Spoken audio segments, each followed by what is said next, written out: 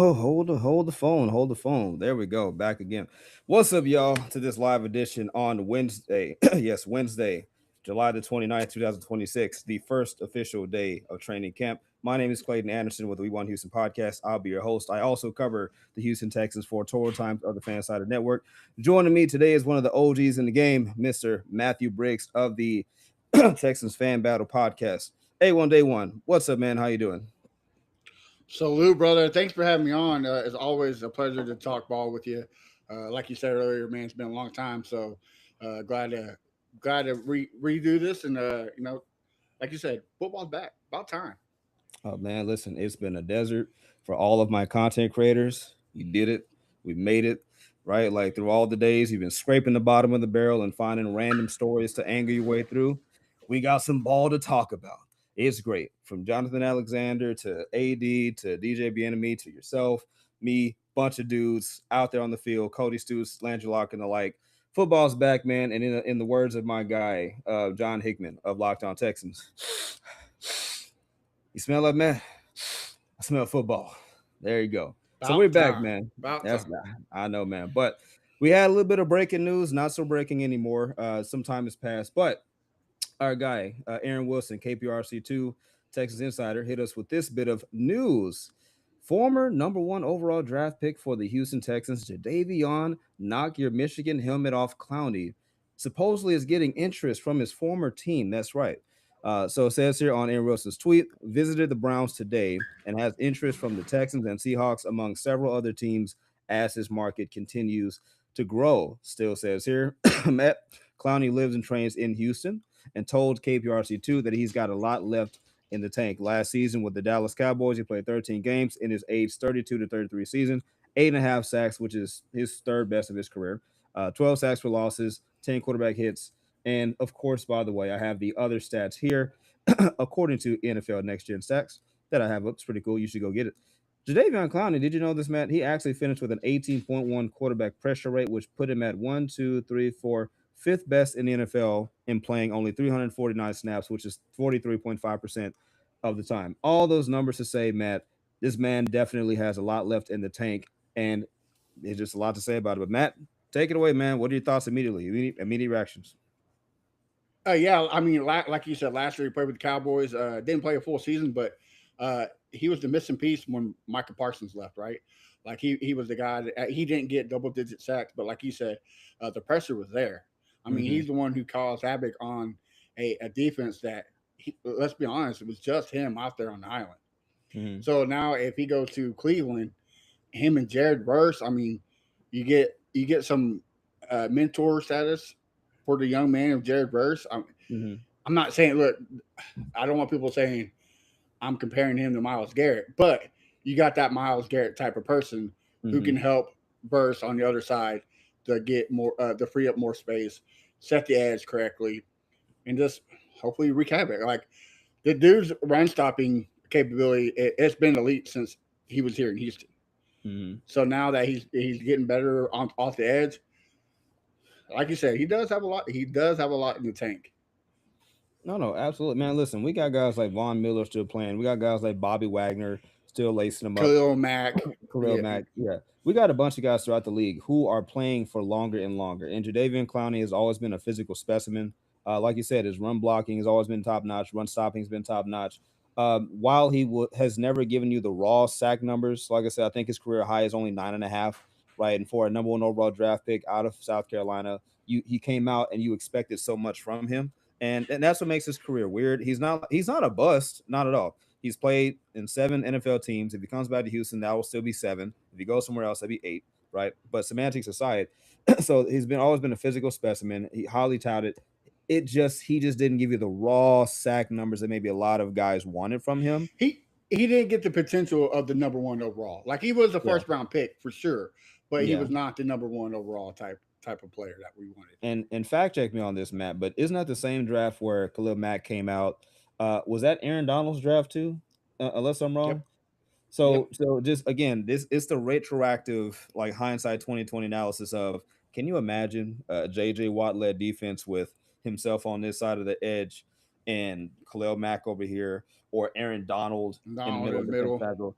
Like, I mean, gosh. But again, you don't want to hold that against him. But I think that look, he's 33 years old. He's going to be 34. You're not asking him to be defensive end one. You're asking him to be defensive end three, behind Will Anderson, Daniil Hunter, and I believe. And then, by the way, according to Spot Track, you'd only have to toss him like what, maybe $3 to $5 million. I think something like that. But it's more than worth it. I think that automatically would give you the best three-man rotation at defensive end in the NFL. If not, look, the sack numbers, we got that's fine, but the endless pressure that you would get on a rotation, like for an opposing quarterback, like that is awful. Well, and you could also throw different schemes because we both know D'Amico Ryan loves throwing different schemes out there, right? He's Hmm. not a one type of scheme. He's not a zone coverage. He's not man. He's not. He's a all types of scheme guy. So he can run a 3-4 and Hmm. have Clowney out there at the linebacker spot, and Hmm. then I mean and have all three of those guys on the field at the same time. Like Oh, there's different packages oh.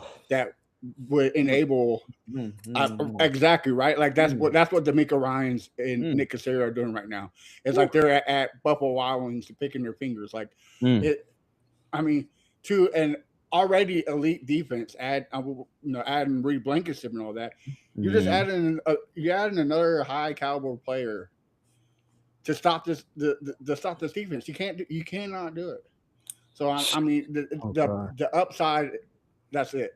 I it's mean, people astronomical. want to talk about money, like you said, 3-4 million is chump change when compared.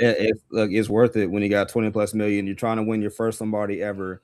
Like you said, man, think about it. Daniil, Will, Derek Stingley back there, Reed Blankenship, Caleb Bullock, Kamara Lassiter. You got Kaden McDonald right there. Then you rotate Ninja David and Clowney. It's just pick your poison. What are you going to do? Nothing. And you're gonna like it. And like I think about I don't know if you saw it, man, Matt, but I watched the credit NFL films. They dropped this on the Houston Texans on their YouTube, the 9 game win streak. They went cinematic on it, talked through it, and just the coolness of it. They focus in on Mike Tomlin in that playoff game against the Steelers, and Mike Tomlin. Thinking about this conversation right here, he's on the sideline, his back is to the camera, and he's looking at the field, and the mic picks up him saying, like, man, they just don't give a flying flip. Like, they don't disguise anything. They just line it up and just go at you. And Right. I say all that to say, even more of that with Jadeveon Clowney. So I think this is a phenomenal time to have a homecoming. Like Stresson said, bring him home. Go do it, Nick. Like, if you're ever gonna do it, now is the time to do it. And you're not asking him to be defensive end one. Like, and that's what makes it so dangerous. But on other, oh, Matt, you had something else, or Oh yeah, and I was like to say, I mean, we did not bring Derek Barnett back. Don't know if we are going to, yeah, but Derek Barnett was a big piece of that defense. What people may realize, he was a big piece because he was the guy hmm, that came in for Will Anderson and yeah, Daniil Hunter to keep yeah, them fresh. And I mean, he was big play Derek Barnett. I mean, hmm, he had what I could be wrong, but I think 5 total touchdowns his whole career with the Texans.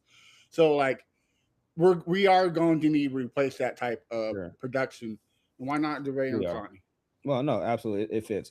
But now moving on to other roster news. So of course we heard about this right when it happened. So Tank Dell, by a guy Ari Marav at 33rd team, said that Tank Dell, who tore basically everything, did not have an injury Mm. designation and was cleared to practice for training camp, which sounded great. However, okay, people need to understand. Reports came out today officially that. Let me go back to us. Wait, how do I go back? Sorry, hold on. This media will not drop off. Yeah, I'm just gonna do this. Delete it. Yep. Okay. Anyway, nope. Hold on. I'm so sorry. Let me. Can I get us back up? Oh my goodness. Wait. Hold on. There you go. Yep. Okay, there you go. Whatever, we'll do this. I don't know what's going on here. But anyway, so Tank was cleared to practice, right? However, the Texans are still slow playing him back on, back into the field. Reportedly, he's on the sidelines doing something. He's still training, right? He's not inactive. He just was able to duck the, NFI list like Jalen Noel was not able to. He was able to deduct the pup list, unlike Alec Pierce for the Colts, but he's still out there. But Matt, what are your immediate thoughts on the fact that Tank has been cleared, but he's still yet to practice? Uh, I don't think they're like I know there's a lot of fans that are like, oh well, he's not gonna be able. I think he's gonna be able week one, right? I think he's gonna be suited up Hmm. game time against the Bills. I think he's gonna play the preseason. Look, just because he's not out there running routes, catching balls and stuff doesn't mean he's not ready. I think Hmm. that I think the Texans are learning from their past mistakes, with Mm-hmm. other players like Kristen Harris, Joe Mixon, Tank Dell himself. Mm-hmm. They're just going to ease him into this, so that Mm-hmm. way his progression. I mean, D'Amico said how many times D'Amico said it in his conference today. He's on his own path and he's ready. So Yeah. I just think that they're just taking it day by day. I'm not worried about it. I think he is going to be a day one player for sure. No, absolutely. And if you look at all the ancillary videos across social media, Instagram, X, Tank looks good and well like he can practice. It's just once it becomes time to get under the banner of the Texans medical staff, they're gonna slow roll you, like especially after what just happened with Mixon, like you said, or just their history is even if you're declared healthy, let's say after a week, they will give you an extra week or two to get healthy, especially if the team is doing well. They're not going to rush you back because they need you for the long haul for these 17 to 20 or 21 games.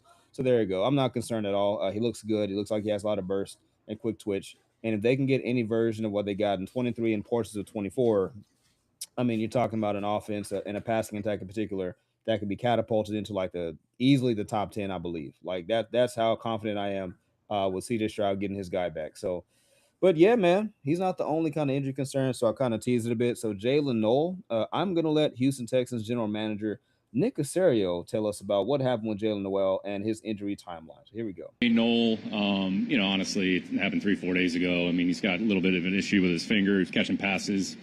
He must have caught it the wrong way. So short term, not real concerned. Probably be a few weeks. Kind of see how he progresses. As it pertains. Okay. All right, so there you go. So and he was gonna get into Tank Dell and DJ being me, man, get out of the way. Get out of the way, bro. Sit down. I know you swole, bro. Sit down. I know. Speed trainer. Nah, man, much love, DJ. But no, man. So Jalen Noel, minor injury. So for those who don't know, he was put on the non-football injury list.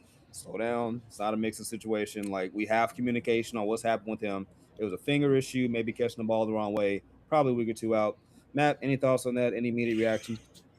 I'm look. I can see why people are concerned about it, right? PTSD, same thing. Like I Mm-hmm. said, Kristen Harris and Joe Mixon left a bad taste in their mouth. We never know what happened with either of them. Uh, Mm-hmm. with Nick coming out saying it's his fingers, he Mm-hmm. caught the ball wrong. But okay, boom, there you go. Nothing. I'm pro Nick. Mm-hmm. Nothing to worry about. Let the man heal. Uh, as long as he's there for preseason and day one, I'm good with it. Mm-hmm. No, I agree, man. I agree. Again, look, it is July 29th. August not even here. Heck, we haven't even got the rivalry jerseys yet, so nothing really has happened, right? And that's going to be a theme of this live show. Nothing has happened yet. We're just so excited for Texas football being back. Anything that happens is a big deal. Heck, I've written like what 3 or 4 articles just today on different things because it's just good to have content to cover that's not drafted, that's not looking through a peephole. Like that's where we are, and I get it, but we got to check our fervor. Right. Again, that's the theme. We're going to get to some stuff later on that we're going to bring up. We got some guys at 95.7 and 6'10, that said some things we want to discuss. But, yeah, man, as far as injuries to no, nothing. It's a big nothing burger. But ain't nothing happening. But no, that was not the only sound clip that we got from Nick Casario. So he goes on to say this time about our guy, Nick Haley, and the offense. How would you assess year one of Nick Haley on offense, and what's the next step? What does the offense need to do better this year compared to last to get where y'all want to get? Yeah, did a lot of good things offensively. Kind of got off to a slow start as a team. I think kind of midway, probably from about midpoint of the season to the end, we were one of the better offenses in the league. We played more consistent. So we'll see. I mean, just go out there and put a foundation in place here. The system's in place. Kind of make a couple tweaks and adjustments here. But Nick's a really good coach. He's got a good attitude. He's got good energy. Has a lot of respect to the players. So I mean, go out there and training camp. It's about the players, but it's about the coaches as well. So getting back into your routine, calling plays, reacting to the situation. We have a lot of unscripted periods where D'Amico will have the coordinators just call plays. So you just try to prepare. Then you go back, hey, you know what, this worked. All right, maybe go back, make a tweak here. I'd say the core foundation of what we're going to do offensively will probably be installed within the first 2 weeks. And it's about what the players do well. So what do the players do well? And then we're going to build a game plan and the offense accordingly. So, excited about the opportunity Nick has in front of him. Excited about the opportunity, for the whole coaching staff. Why does elevating Jerry to quarterback? All right. So real quick. I missed Nick Word Salads Casario. You know, like he's one of the best general managers of saying a whole lot but not telling you I nothing mean at all. nothing. Right, right, yeah, Right. yeah. Which is, look, that's a skill. Like that's a skill. Paging Dana Brown of the Houston Astros. But anyway, yeah, man. So what are your thoughts, Matt? So talking about the offense. So actually I was kind of looking up some numbers right quick. Right quick. I'm sorry for my euphemisms. But from weeks 1 through 3 last year, for those who are curious, right? So as an example, the Houston Texans met averaged 12.6 per game from weeks 1 through 3 of last season, which again, that was your 0-3 start right there. 12.6 points per game. But weeks 4 through 18, they average, let me get the number right really quickly, 23.8 points per game, right? So again, a colossal jump from weeks 1 through 3 to 4 through 18. Now, again, they dropped 40s in between and some 20s, but to Casario's point, the biggest thing was they stabilized as an offense, right? Even if you take away the raw numbers, they kind of figured out who they wanted to be, who they were, besides injuries. Like they really just got a flow of what worked for that offense, what did not work. But Absolutely. Matt, Yeah. Matt, what are your thoughts in general on just Nick Haley's first season and what you're expecting in season number 2? Uh, Nick Casaro's right, right. Like it started off slow. This year it can't start off that slow. Uh, Mhm. it our defense allowed one of the fewer points the whole first half of the season. Like if we average say 3 more points to that, we start off 3-0.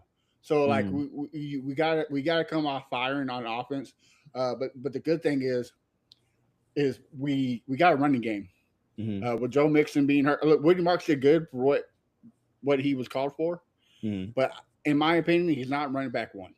Mm. I think you get a good, and I'm not saying David Montgomery is the running back one either, but you got a good 1-2 combo to make a running back one. This Sure. running game reminds me of the 2019 with Carlos Hyde, where Mm. it's a very underrated That's a good rushing pull. attack. I mean, it got some similarities, right? Like it's Yeah. you don't got a definite number one, and Mm. they're going to get you 1,000 yards and at least double digit touchdowns. So Mhm. that's one thing. And plus, uh, we upgraded the offensive line, Mm. bringing Taylor, bringing Braden Smith.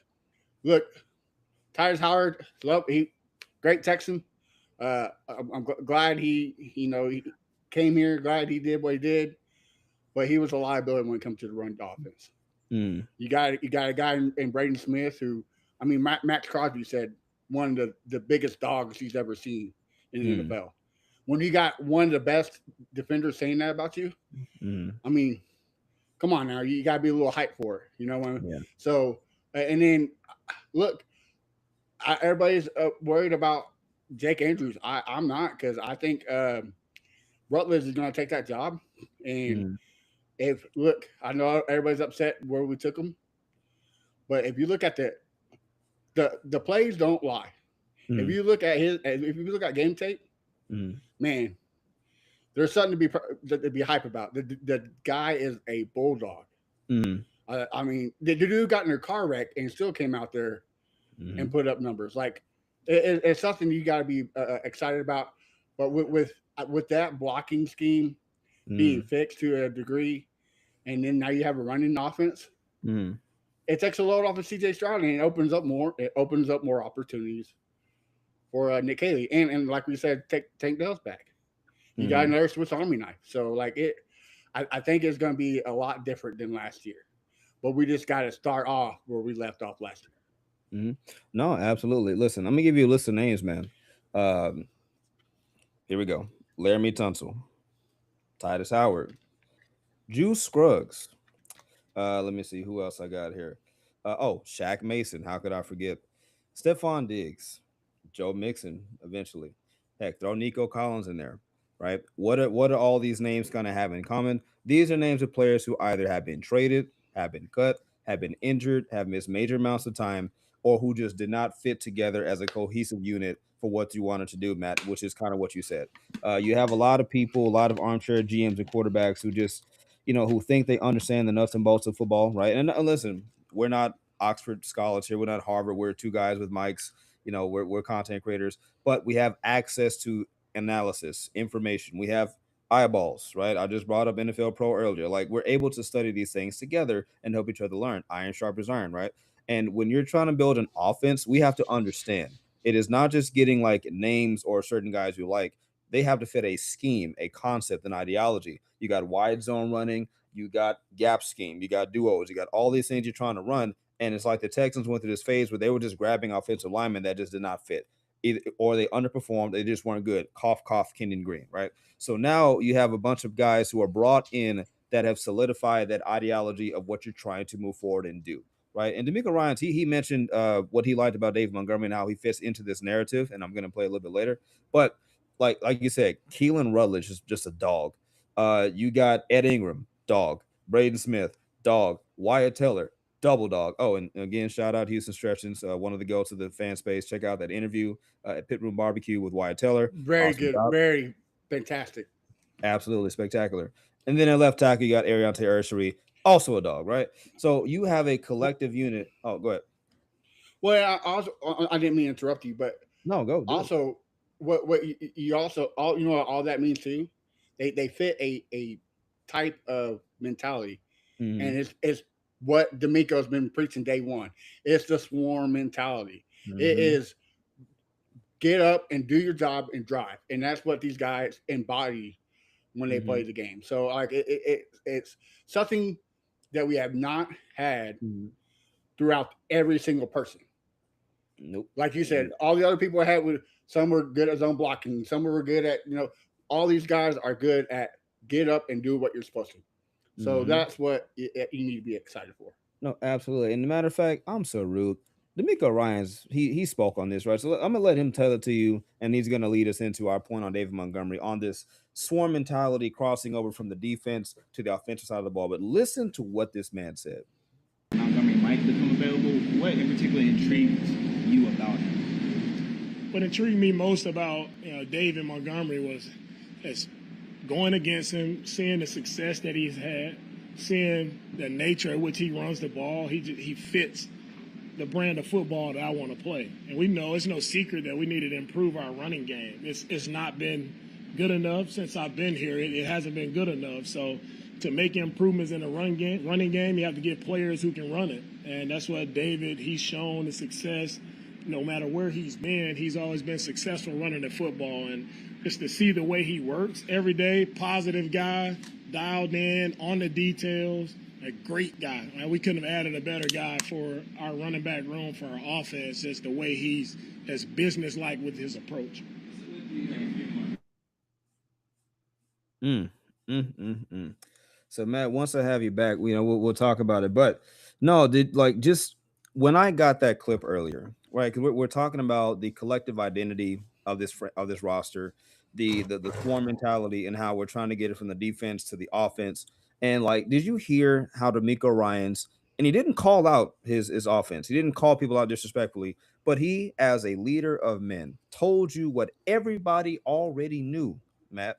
He said the running game has not been good since I have been here, since 2023 to 2025. They have been a bottom five, at most bottom 10 rushing unit, with that little blip being Joe Mixon before he lost his leg somewhere. Outside of that, like the running game has been abysmal. But then he goes to David Montgomery and he says what intrigued him about him is just he plays the brand of football that I want. And if you listen to D'Amico Ryans on any cinematic cut on YouTube, like it's all swarm. It is physicality. It is tenaciousness. It is nothing fancy or cute about it. It is bring your lunch bell, strap up your chin strap, and get ready for 60 minutes of this whooping that you're about to get. As he said, wear them out, right? That is his mentality.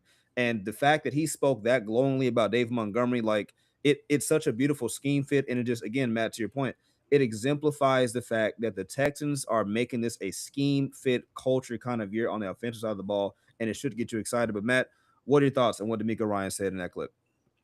I mean, he's right, right? Like, don't you're gonna have fact check me, but I think he lost what 32 pounds from Who, either he David? started or from last year, David Montgomery. 10 pounds. Was it 10 pounds? Okay, 10 or so, yeah. it was still 10 pounds is for a football player at age, That's a lot. that's 29, yeah, that's a amazing. lot. So that just tells you that determination that he has. Uh, Mm-hmm. like like D'Amico said, he's ready. He's out there. Uh, I know everybody's concerned about his age and the running back shelf. Again, this is why I think it reminds me of 2019. We're Mm-hmm. not asking him to go in there and carrying the ball crazy amount of times, right? Like we're not looking for Mm-hmm. him to be Derrick Henry. We just want him to get out there and have a production type game and split carries with Woody Marks. So, Mm-hmm.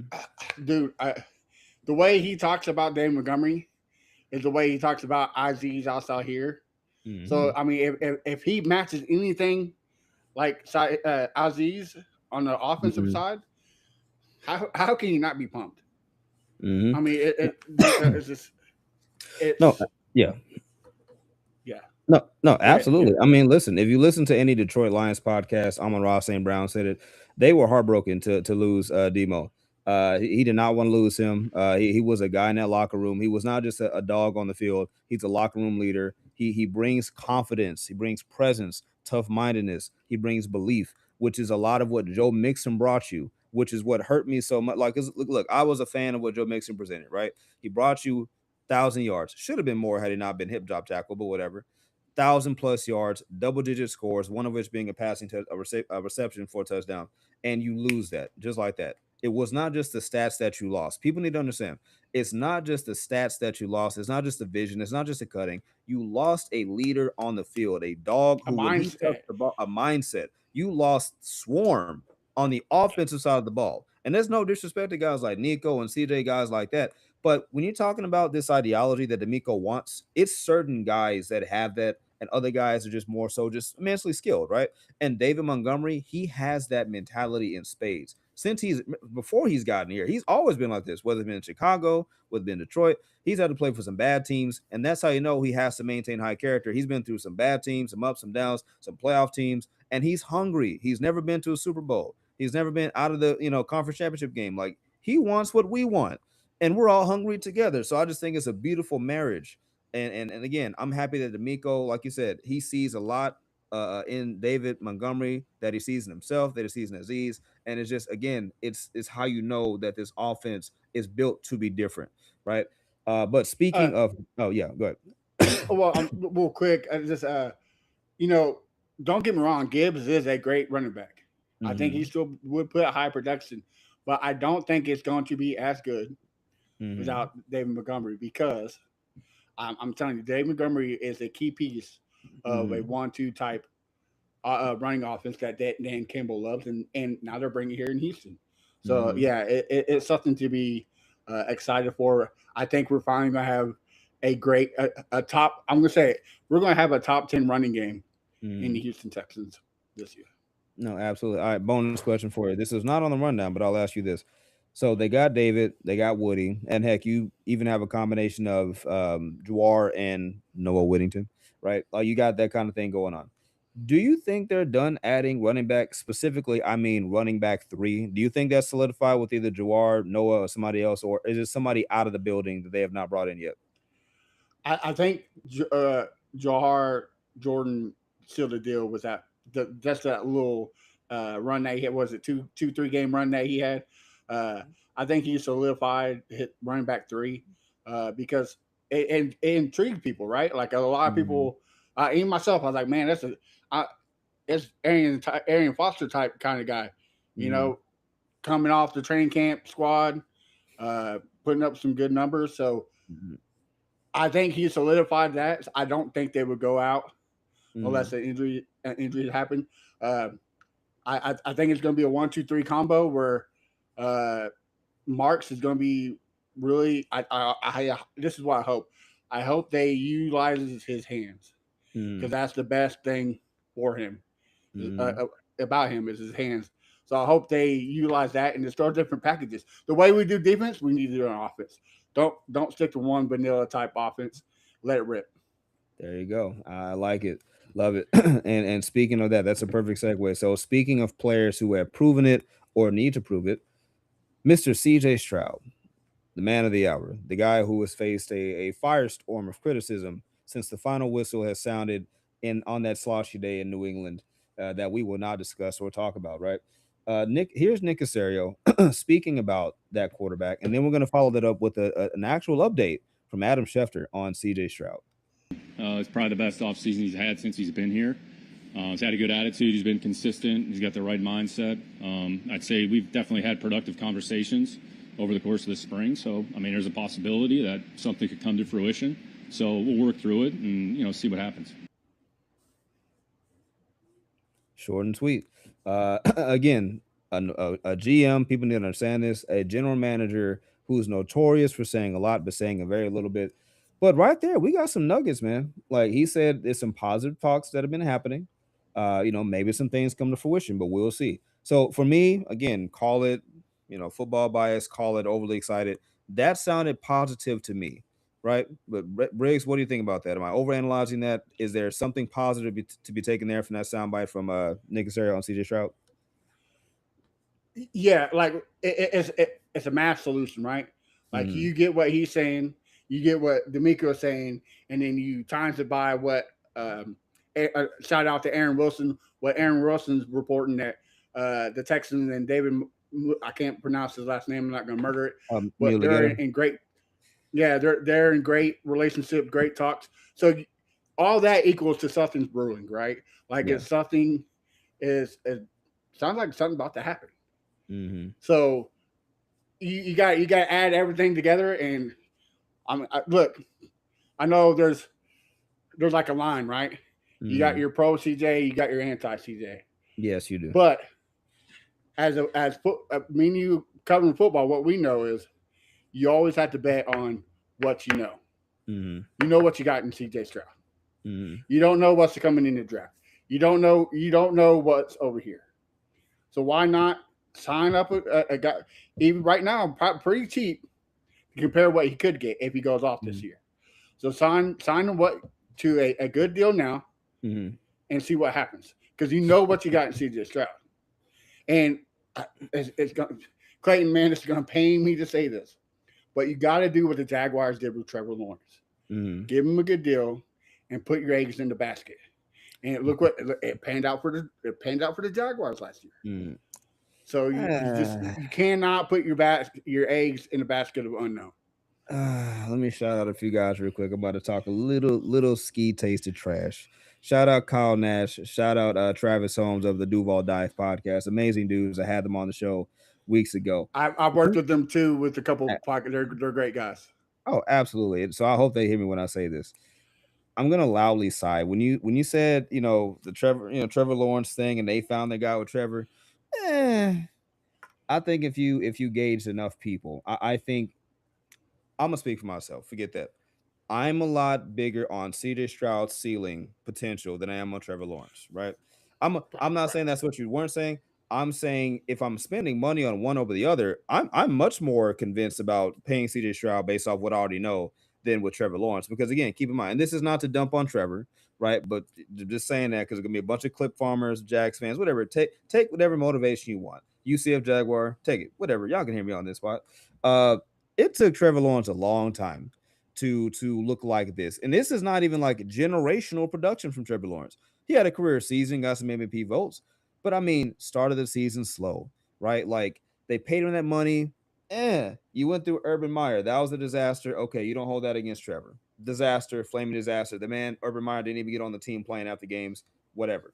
But then you brought in Doug Peterson, Super Bowl winning Doug Peterson, one with great offensive minded coach. He was one with Nick Foles, one of the greatest postseason runs, if not the greatest of all time.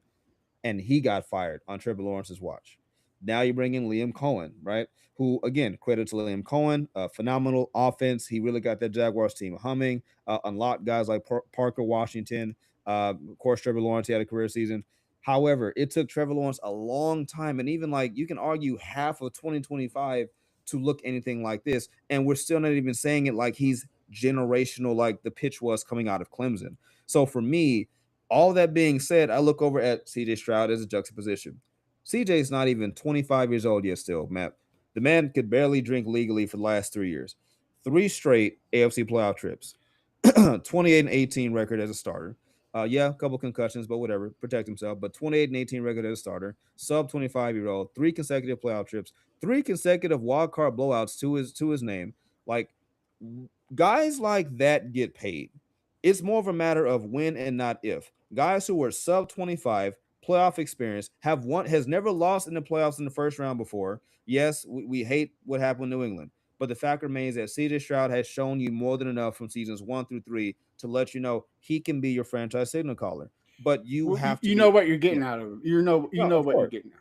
Oh, sure. But see, and That, that's the thing. Yeah, go ahead. well, I'm sorry, I didn't mean to interrupt, but Oh, yeah, good. his rookie year, but we can say it goes down probably as arguably the top 5 best rookie year as a At quarterback. least top three. At least top three. Yeah, right. So if that's your ceiling, that's still worth signing him to a long-term contract. That is Mhm. still worth him being here and being the quarterback of the Houston Texans.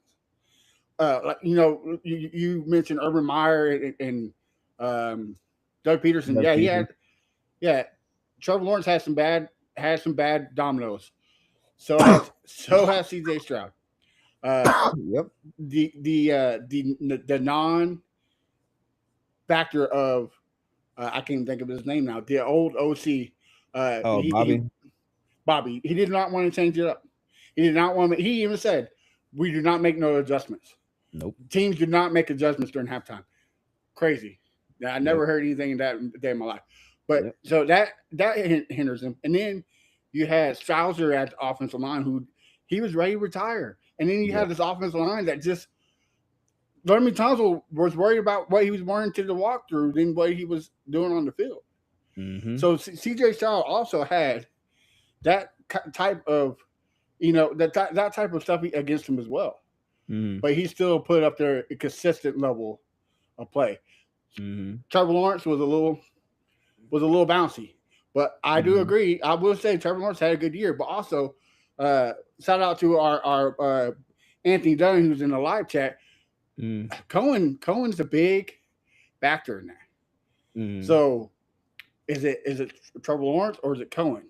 And also, let's not remember the Jaguars had ranked the 29th hardest schedule. Like they had the easiest schedule in the league last year. So let's not crown them. Let's not crown them yet. This is the real test for both the Houston Texans and the Jacksonville Jaguars. Listen, I'll say one last thing to add on to your beautifully stated point. you mentioned CJ Stroud and the fact that he has not gotten a quality offensive infrastructure. The man has been hit with back-to-back rookie offensive coordinators. Back-to-back. He went from Bobby Slowick to another one in Nick Haley, right? Bottom tier offensive line, like 30th to 32nd in pass block win rate and run block win rate. Abysmal offensive line. Cannot run the football. Your own head coach basically said it's been a disaster since I've been here. And that is the type of infrastructure that CJ Stroud has had to perform in spite of. And it's this whole narrative that the quarterback is supposed to win you games 1 versus 11. It's hogwash. It's nonsense. The narrative that anybody could have got back there on the center and taken the ball against the Patriots and won, that's a lie. Otherwise, more quarterbacks would do it. You cannot beat 11 grown mortgage-paying men with one dude. And that one guy not being Lamar Jackson, not being, Josh Allen. CJ Stroud is more of a throwback, statuesque kind of quarterback. He needs structure, but when he's able to throw comfortably, Matt, I've watched the film multiple times. He is one of the prettiest throwers of the football you're going to see. He can layer it. He can hit you on the short, the intermediate, the deep ball. The Colts opening play in his rookie year to make it to the playoffs. First play off the bat. Yep. A beautiful pass to Nico Collins. He did it twice against the Chargers last year, where he has time to throw. He throws beautiful plays. He'll beat you. Like CJ had shown you, like his career moment is still the Tampa Bay Buccaneers game when he walked the Buccaneers down the field, right, and got the dead zone drop to Tank Dell, and then hit him again dead center in the end zone to win the game. CJ Stroud, I will not hear. He can beat your favorite team, but the man needs help like anybody else does. With that said, let's check in with Adam Schefter on an episode of the Pat McAfee Show, who revealed this as it pertains to CJ Stroud. The organization is absolutely behind him, and the organization would like to get him re-signed to a contract. And even though he did not walk in with the swagger and the aura that people are looking for, the Texans are behind the guy. Like, he's their quarterback moving forward, and I think they're going to try to move ahead with a contract extension this summer. And again, Nick Caserio, the Texans general manager, came out this morning and said that they've had conversations. They want to get that deal done. It doesn't sound like they've made a whole lot of progress yet, but I think it's something the Texans are going to keep trying to work at. And boy, I had no idea that walking into a training facility would cause all kinds of reactions like that. Right. So he's talking about CJ in his white t-shirt. Matt, people were saying that's his seventh grade first day of school fit. It man, look, the kind of disrespect this man has gotten just for being a regular dude. I said it before in an episode. It's one thing to kick a man while he's down. This is not that, Matt. This is taking a man who's a paraplegic in a wheelchair and throwing him down a flight of stairs. Right. That is what this is. That's why I can't wait for CJ to do what he's going to do. But anyway, back to what Adam Schefter said. Matt, Adam Schefter sounded very confident, and this has been his message, really, if you've been listening to him all throughout the offseason, that he believes the Texans are 100% behind CJ Stroud. And his thought would be they're going to get a deal done before the season starts. So, Matt, I'm going to ask you, man, do you think ultimately, if you had to put like a Chick-fil-A gift card on it, do the Texans and CJ strike a deal before the offseason is over? Look, if the Texans don't get a contract by the end of this year with CJ Stroud, I will donate $50 to any charity anybody says. I look like I said earlier. It's a math equation, right? You take what Nick Caserio, you take what D'Amico Ryan says, you take what Aaron Wilson is reporting, and then you throw in Pat McAfee and Adam Schefter. It all adds up to one thing. And CJ Stroud is going to be the future of the Houston Texans. I agree. I think so, man. Like I said, it's a matter of when and not if a guy like that gets paid. But anyway, so to kind of wrap up the show, and again, Matt, thank you for just coming in, being so flexible, man. I've enjoyed this already. We're on our last tidbit. So training camp notes. So we did have some training camp to talk about. This one was not open to the public. This was media. But we got a bunch of guys out there. So starting off with our guy at the Houston Chronicle, John Alexander. I had him on the show. Does phenomenal work with his stories. He said this about, here, let me put this back on the screen. He said this about the first day of training camp. So, quote, first day of training camp is in the books. Not a ton of competition on day one. Of course, Matt, it's one. CJ Stroud was 3 or 4 in team drills with one INT picked off by Kamari Lassiter, because of course. You could argue one of his throws was a sack by Will Anderson Jr. after he beat Trent Brown. Play was not stopped, though. So, just real quick on that, man. So, again, we're talking about the first day of training camp. Let me, again, hopefully not doing this again. There you go. First day of training camp, first amount of reps, first real football these men have played in over a month. And he throws a pick to who I believe is CB1 on a lot of other teams, the best cornerback 2 in football, according to Jeremy Fowler and executives around the league. Top 15 in the league easily. Top 15. Easily. So you're talking about knocking rust off. You're talking about, then right after that, he throws a pass to Nico Collins. As a matter of fact, here, DJ Bieniemy said this. So as a further explanation of what I was discussing on John Alexander's notes, DJ said this: Texans on their second series of team. 2 highlight plays. Kamari Lassiter intercepted CJ Stroud. Lassiter made a diving catch on a throw to Foster that was a bit behind. Another note on this, Matt. Reportedly, Kamari came from across the formation to go get this ball. So again, sounds like he just does what he does, which is make a freaking play, which is what I love to see. Kamari got up and Kamari got up and punted the ball away. Next play, Stroud found Nico Collins for an intermediate gain. Right. So again, if you take it on its surface, right, seems like a pretty even exchange. The defense, who is the best in football, got the best of your of your signal caller. Great. That same signal caller, then okay, cool. Watch this. Goes right back, hits his guy Nico comfortably. Then whatever happens after that. So I actually said this on X today, Matt. I am fine, and I even think it's ideal if you see more of a balanced, success rate with defense and offense, right? Last season, unbeknownst to us, right, the offense was broken. How do we know? Every report out of camp was that the defense was wreaking havoc, making plays. And on one hand, we were like, oh, man, the defense is just elite, and they're going to do this to every offense. And then the offense played and brought you to 0-3, and you're like, oh, no, the offense is just bad. So this time around, Matt, and I'm going to throw it to you, like, I'm much more excited about the prospect of just a more even split. Heck, even if it's like 60-40, where it still favors the defense, I want to see more reports out of camp where even though the defense gets theirs, which they're going to, right? The offense is putting up more than a fight. They're adapting. They have their own success rate against them. That's kind of what I want to see. But Matt, do you make anything out of first day training camp stuff? Do you care that much? Does it mean anything to you? Look, like you said earlier, you're knocking rust off, right? Like, what was it, 6 months since they played football? Like it's going to be some learning curve. This whole narrative of CJ Stroud just throws interceptions. Look, this is where you want him to throw interceptions, right? You want Mm-hmm. him to throw it in training camp. You want him to realize, okay, I can't do that. This is what I got to do. Also, Mm-hmm. let's read between the lines. Mm-hmm. It threw it to Foster Miller, who was behind. Who knows if Foster ran the right route where he was supposed to Mm-hmm. be? Who knows like who was off, right? New player for CJ. Foster's the new player in the scheme. Like who knows Mm-hmm. exactly what happened there? Mm-hmm. But we do know Kamari is a dog. Died to make an interception. It literally said died to make an interception. Mm-hmm. So again, made a great defensive play. What I like seeing is the next play, he threw an immediate game to Nico Collins, Mm-hmm. Mm-hmm. where he said, "Okay, because I ain't gonna lie, I'll keep 100. In the past, CJ Stroud hasn't done that.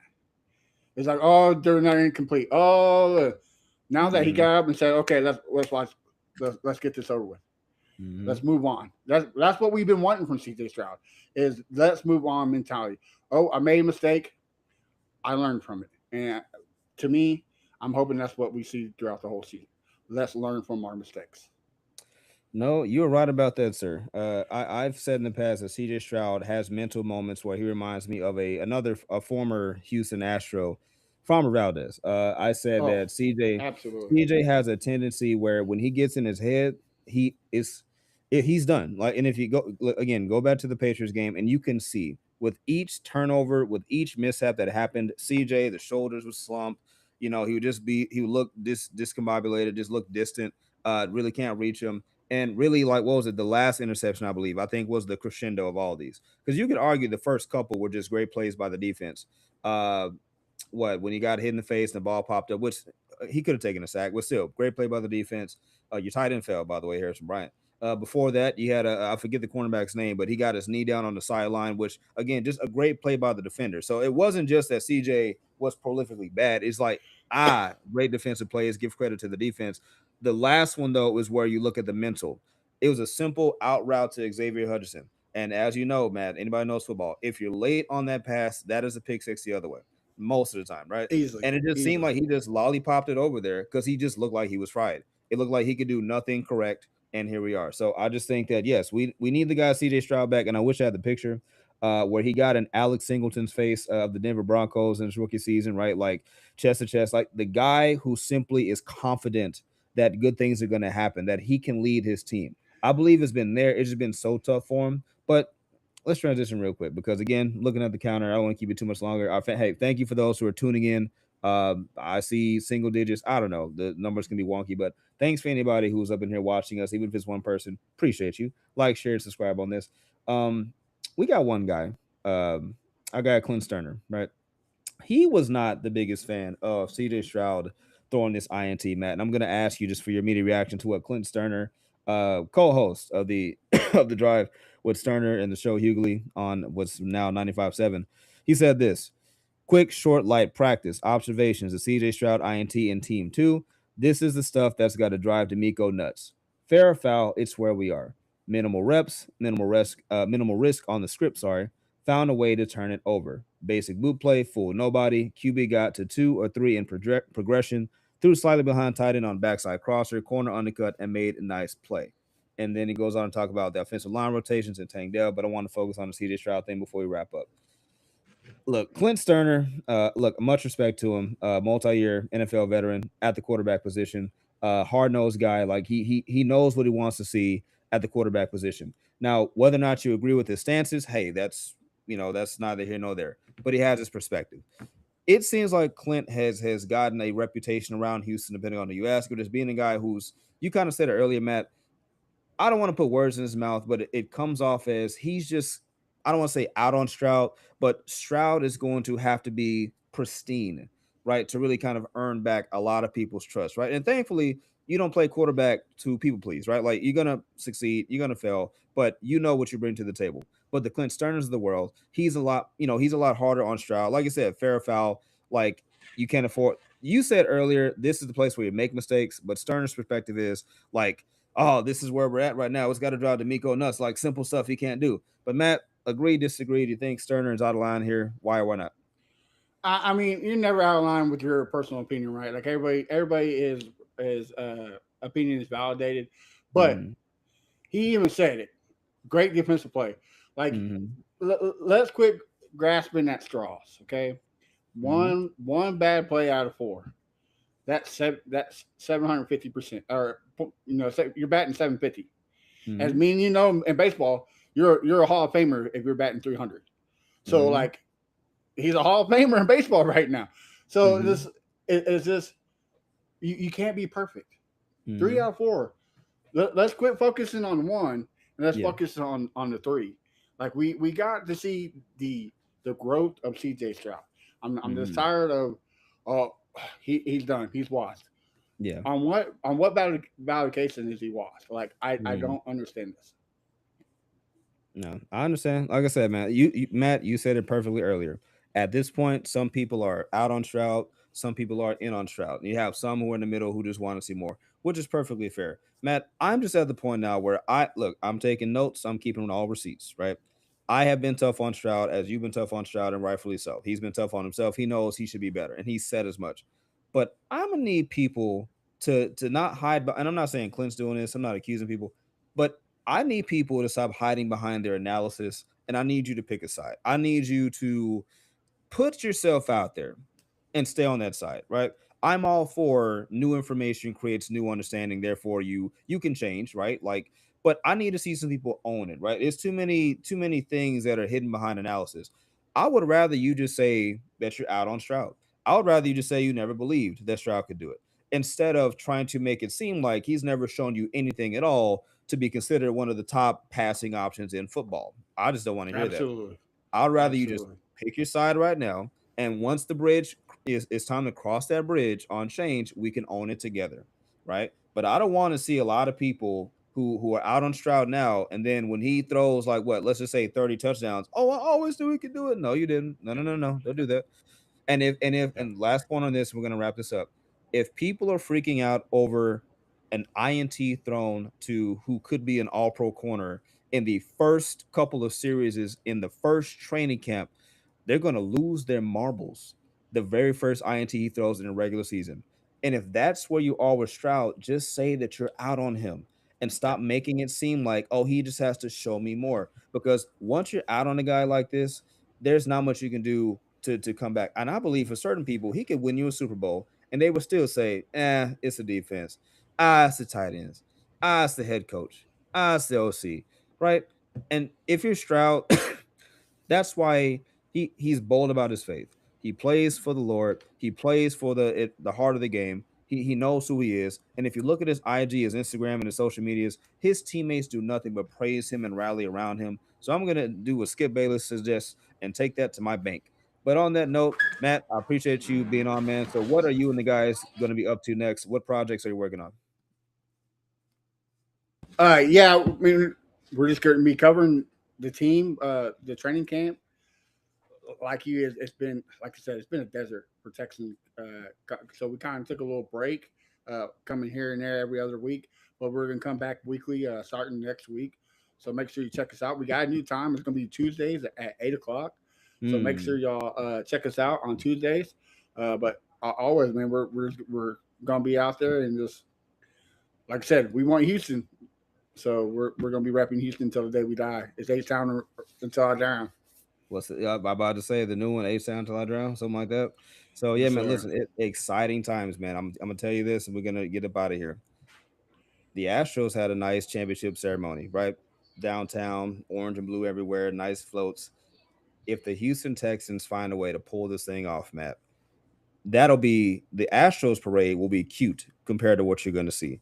They're gonna have to shut down schools, roads, jobs. It's gonna be The barbecue, state of Texas is going to be bro. shut down, brother. Listen, they it's gonna be barbecue, rims everywhere. everywhere.